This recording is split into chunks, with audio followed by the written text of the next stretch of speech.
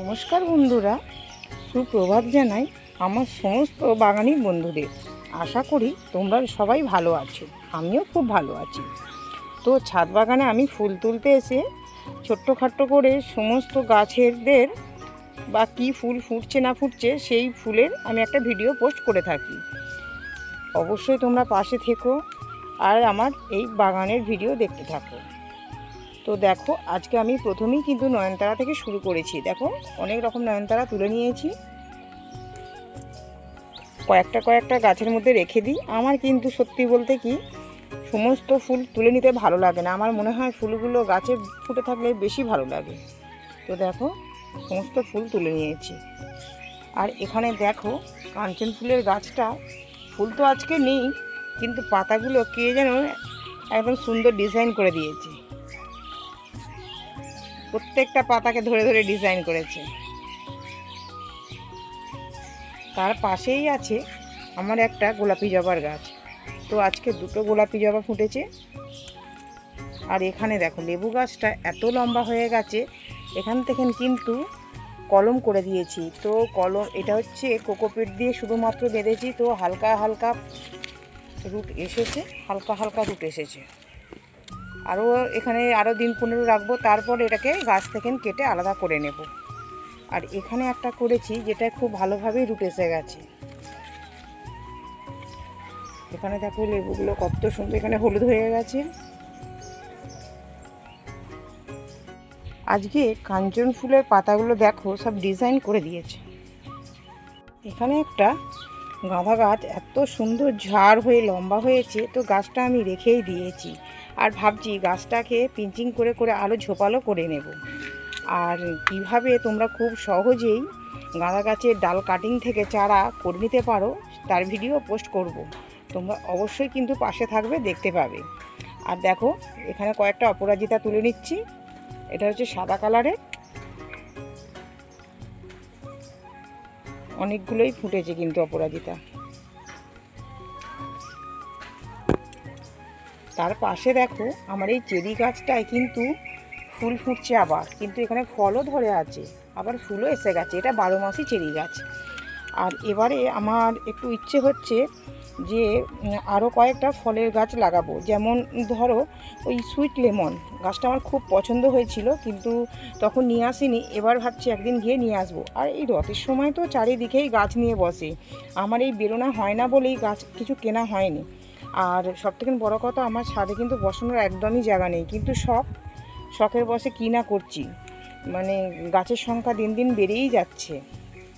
তো ভাবছি কিছু অতিরিক্ত গাছ এবার ভাবছি সেল করে দেব।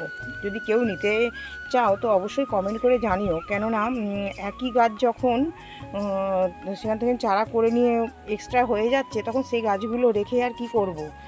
তো আমার আরও অন্য কিছু গাছ বাড়াবার ইচ্ছা আছে, সেই জন্যই কিছু চারা সেল করে দেব, দিয়ে সেই জায়গায় নতুন কিছু গাছ আবার বসানোর ইচ্ছা আছে।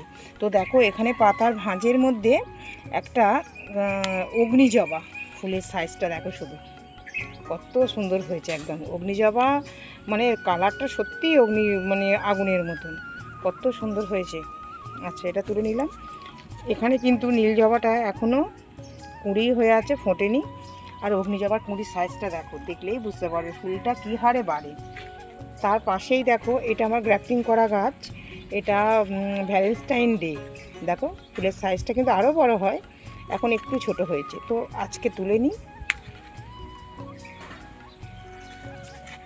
এখানে করবি গাছে ফুল ফুটে যাওয়ার পর আবার নতুন করে শাখা ছাড়ছে, দিয়ে ওখানে আবার তোমার কুঁড়ি, এখন কুঁড়ির দেখা নেই। আর পাশেই নাকচম্পাটা দেখো, এই নাকচম্পাটার ফুলটা দেখো শুধু। আমি কিন্তু এই নাকচম্পা ফুলগুলো তুলি না, কিন্তু বর্মশাই এলে সমস্ত ফুল তুলে নেয়, সেই জন্য আমি বেশিরভাগটা ফুলকে তুলে দিই। তো দেখো কত সুন্দর নাকচম্পা ফুলগুলো ফুটে আছে, দেখতেও খুব সুন্দর লাগে ছাদ বাগানে এলে। আর এখানে কয়েকটা থোকা জবা হয়েছে, তো একটু পাতার ভিতরের দিকে হয়েছে, তো একটু টেনে নেবার চেষ্টা করছি। আসলে গাছের সংখ্যা এত বেড়ে গেছে,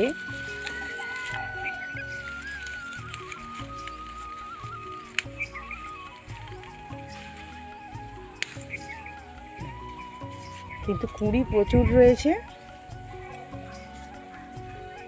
প্রত্যেক দিন কিন্তু আমি এই টগর গাছ থেকে শুরু করি, কিন্তু আজকে টগর গাছই শেষের দিকে রেখেছি, অন্য দিক থেকে আরম্ভ করেছি। তো দেখো এখানে থোকা টগরের ফুলগুলো খুব সুন্দর হয়ে ফুটেছে।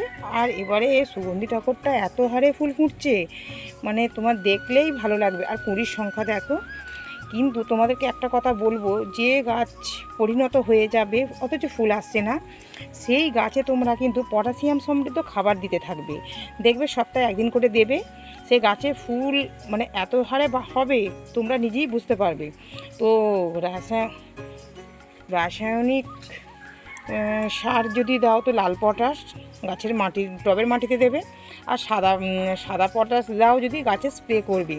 এছাড়াও তো যদি তোমরা জৈবভাবে করতে চাও তো তোমরা তাহলে কলার খোসা ভিজানো জল, পেঁয়াজের খোসা ভিজানো জল, আলুর খোসা, এগুলো তোমরা টবের মাটিতে দিতে পারো। এর ফলেও কিন্তু গাছে প্রচুর পরিমাণে ফুল হয়। আমি এগুলোই দিতে থাকি। এছাড়া আমি খুব একটা রাসায়নিক সার কিন্তু কিনি না।